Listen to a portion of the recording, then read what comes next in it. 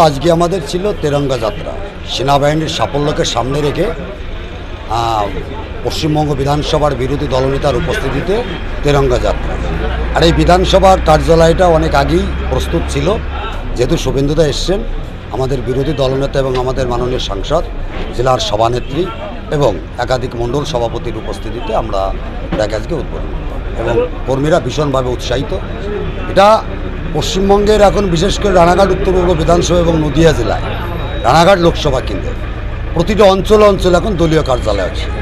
কর্মী কার্যকর্তারা স্বতঃস্ফূর্তভাবে নিজেরাই নিজেদের জায়গা বা ঘর দিয়ে তারা দলকে উৎসাহিত করবার জন্য, সমস্ত হিন্দুদের একত্রিত করবার জন্য সমস্ত অঞ্চল অঞ্চলে একটা দুটো তিনটে চারটে করে এখানে কার্যালয় শুরু হয়েছে। পতাকা ছিল না, কিন্তু প্রচুর মানুষ মিছিলে পায়ে পা মিলালো, এটা কিভাবে দেখছেন?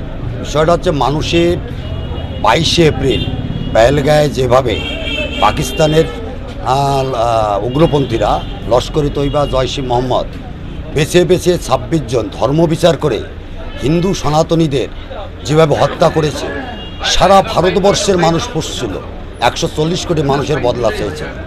ভারতবর্ষের যশস্বী প্রধানমন্ত্রী তিনি পরিষ্কারভাবে বললেন বিহারের একটা সভায় যে সময় খুব সীমিত, লক্ষ্য অনেক বড়। ঠিক 15 দিনের মাথায় কাশ্মীর থেকে পাকিস্তানের অভ্যন্তরে 100 কিলোমিটার ভিতরে ঢুকে জয়শ-ই মোহাম্মদ, লস্কর-ই তৈবার 9টি জঙ্গি ঘাঁটিকে সেনাবাহিনীর বীর বিক্রমে সিন্দুর অপারেশনকে সামনে রেখে উইং কমান্ডার 2 জন আমাদের মহিলা, একদম আমাদের শ্রদ্ধা, তাদের নিখুঁত পরিকল্পনার মধ্য দিয়ে পাকিস্তানের এয়ার ডিফেন্স 9টি জঙ্গি ঘাঁটিকে সম্পূর্ণভাবে গুঁড়িয়ে দিয়েছে।